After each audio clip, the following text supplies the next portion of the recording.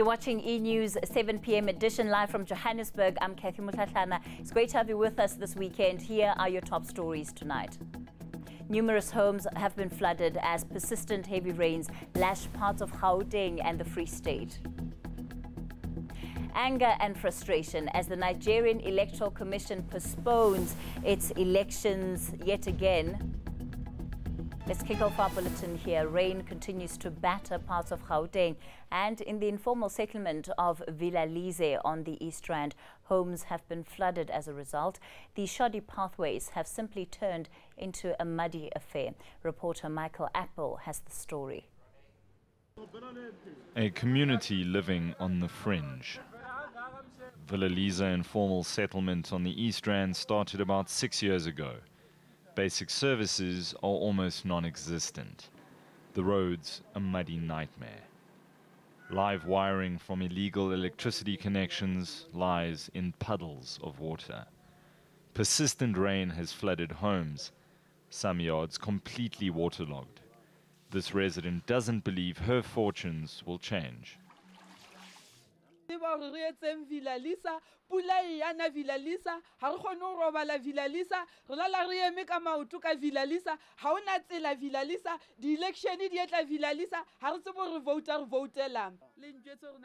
Ekurhuleni MMC for Human Settlements paid a visit to the affected residents. It wasn't the warmest welcome.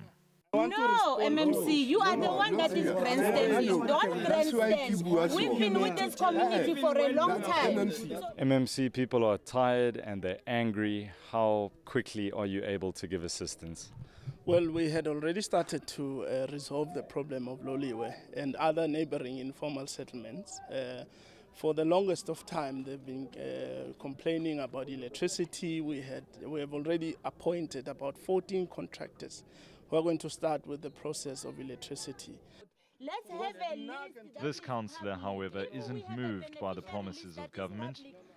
The flooding is just one of many issues facing this community. It's more sad than shocking that after 25 years of democracy, our people are still living in these conditions. This squatter camp or informal settlement has been here since 2012. So it's 6 years. I don't think it only started raining in 2019. So the ANC government has clearly been aware of the conditions of these people. The MMC says a public meeting will be held next Saturday where a host of service delivery problems will be discussed between the government and community. Michael Apple, Ekurhuleni. Nigerian voters have expressed dismay after a national election was postponed just hours before the polls were due to open. The country's Electoral Commission says a week-long delay is needed to hold a free and fair election. Incumbent President Muhammadu Buhari faces a tight contest against the main opposition candidate, businessman and former Vice President Atiku Abubakar. Election officials say the delay follows problems with the distribution of ballot papers and result sheets. Presidential elections were also delayed in 2011 and again in 2015 over logistic and security issues. This is a height of incompetence. The country has never experienced this. That election could be called on the day of election. Who does that? As at 12 o'clock, nobody knew that the election was going to be called off. Immediately, this morning, we're finding out that, yeah, the election has been called off. Who does that? Postponing it to next week is the best option so that we'll get a best election and otherwise. Because as of yesterday, some states have gotten their materials, some states are yet to get their materials. So by the time they conduct the election and some state materials is yet to be arrived. So what will you say? So you better let INEC leave it till next week. Well, back home, both the ACDP and the UDM launched their election manifestos earlier today.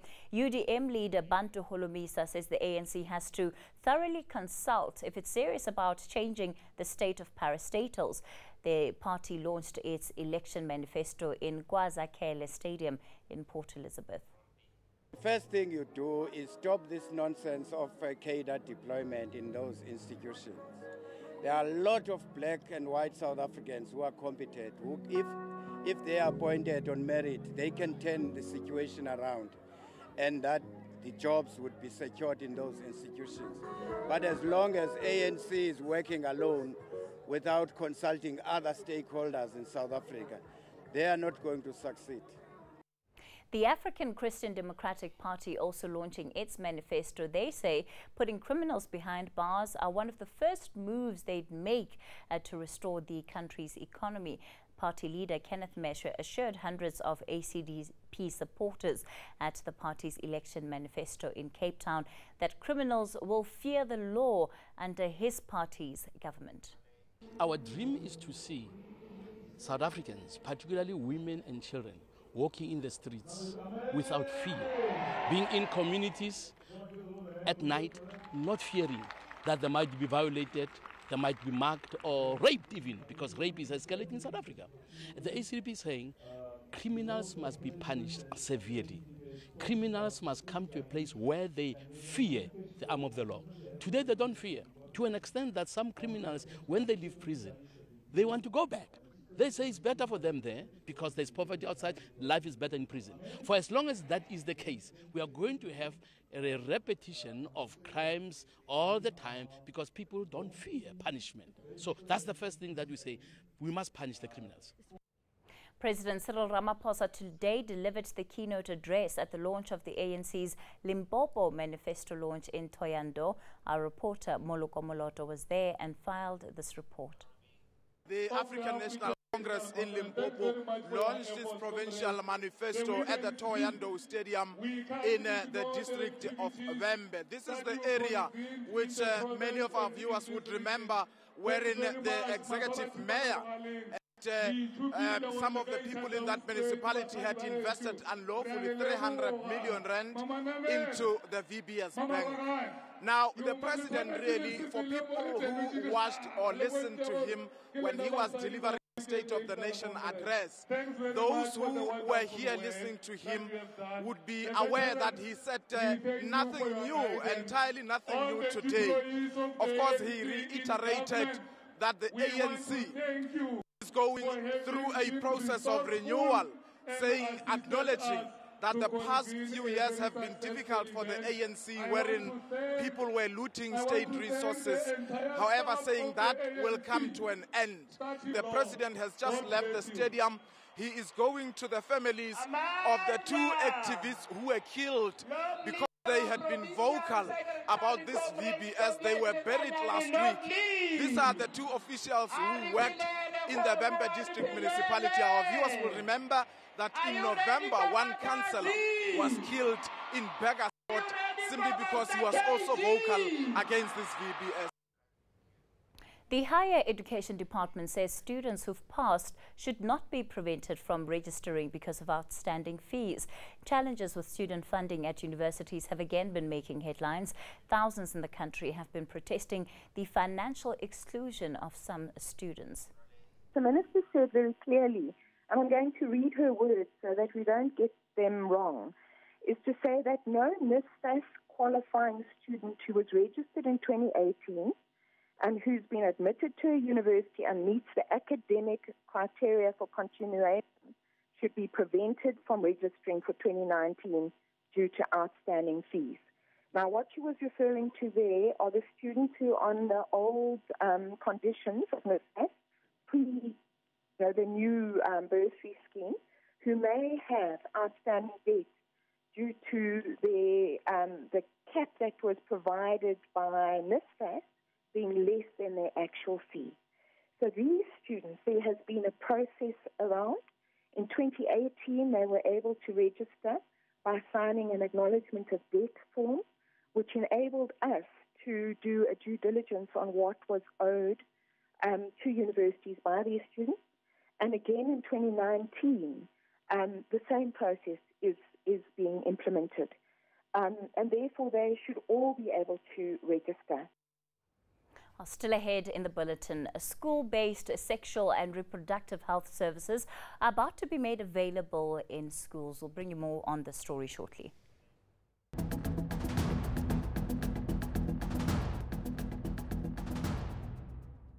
Thanks for staying with the bulletin tonight. Adoption offers are streaming in for the baby girl who was rescued from a stormwater drain in Newlands East, north of Johannesburg. Baby Spanisetu is under medical observation in hospital. The Provincial Health Department has confirmed she's doing well with no medical complications. Tuba Vilani has the story. Paramedics are standing by to assist once the baby is freed. This is how medical teams cut through pipes to rescue a baby from a drain. Members of the Newlands community were shocked that the girl had been abandoned in this way. But now, people from around the country want to make little Sbanisethu part of their families. Her name means ray of light in isiZulu. We are inundated by calls and visits of people who want to adopt the baby. Now, the baby will be adopted some other day, of course, through normal processes. Police are still trying to locate the child's relatives. The matter is investigated by FCS Family Violence, Child Protection and Sexual Offences Unit that is dealing with the matters around there, including in Newlands. And they are still, the matter is still under investigation. There is no suspect that has been identified, although the police are following certain information. Tuba Vilane, Durban. And of course, that rescue took place in Durban and not in Johannesburg. School-based sexual and reproductive health services will soon be available to pupils in high school. The Department of Basic Education says the guidelines for the rollout of the critical services will be released next week. This week, Doctors Without Borders raised concerns over delays in clear guidelines after the new policy on HIV, STIs and TB was adopted in 2017. Yanka Tolme has more. An estimated 2,000 girls and young women are infected with HIV in South Africa every week. But at the moment, most pupils can't access sexual and reproductive health services in their schools. NGO Doctors Without Borders says pupils engage best with the services when they are offered inside schools during school hours.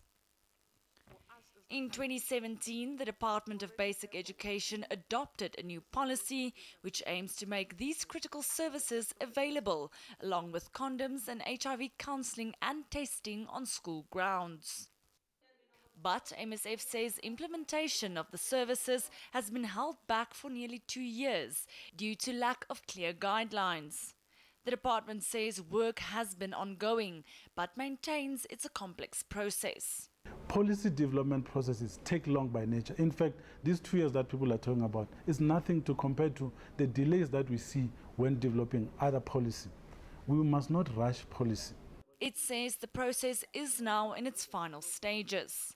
Right now, the standard operating procedures have been done with the assistance of USAID, and they are currently at the final stages of being finalized in the department for publishing. We believe it will be in a week's time because all the work that needed to be done has been done. And once that has been completed, we'll go back to our stakeholders again and say, here we are now. MSF has welcomed the imminent release of the guidelines. Yanka Tolme, Johannesburg. Let's take a look at newsmaking international headlines now. U.S. President Donald Trump declared Friday a national emergency at the border to access roughly $8 billion. This is to push for his signature campaign promise of a U.S.-Mexico border wall. This action will allow the president to use executive powers to bypass Congress to get access to the money for funding his long-pledged border wall.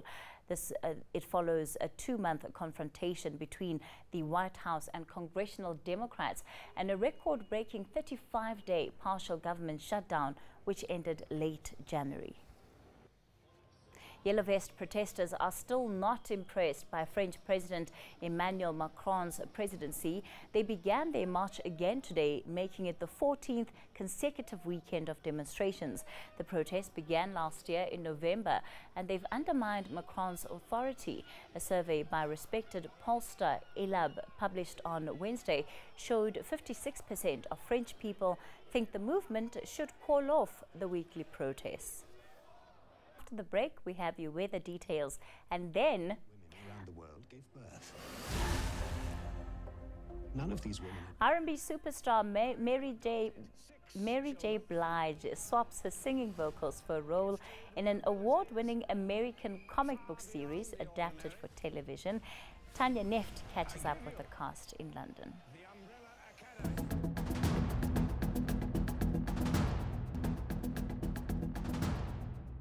Welcome to the Weather Center. The weather across South Africa got quieter this Saturday, but we will continue to see thunderstorms over the eastern areas persisting into Sunday morning, especially over the Limpopo province. We are also going to see cloudy, rain and drizzly conditions on Sunday morning along the Eastern Cape and KwaZulu-Natal coastal areas, and that just an interior but dry weather sets in over these areas as we head towards the afternoon hours. However, thunderstorms will continue for parts of Limpopo, and the rest of the country will be seeing mostly sunny and warm to hot weather for the central and western areas, with cooler temperatures forecast for the Eastern Cape. Then in the evening, quite a bit of cloud will creep into parts of the Eastern Cape, KwaZulu-Natal and Mpumalanga, but it will stay dry for those parts of South Africa.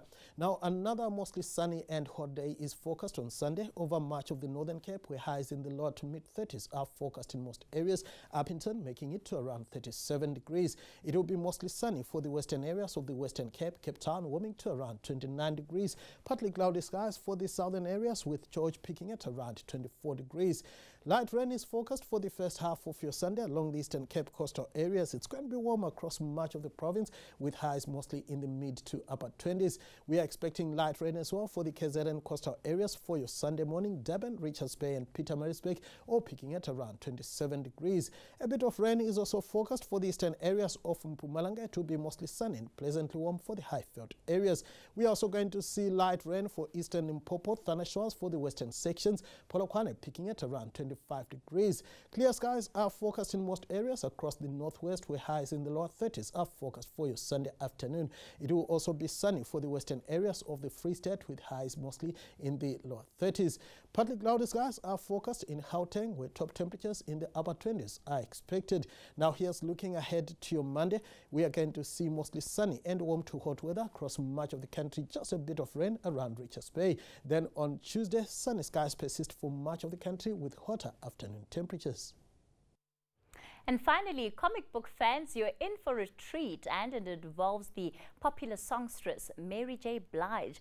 Award-winning American comic book series The Umbrella Academy is being adapted for television. It explores the lives of a dysfunctional family trying to stop an apocalypse. Blige swaps her tunes for a badass assassin role. Tanya Neft chats to the cast and the director in London.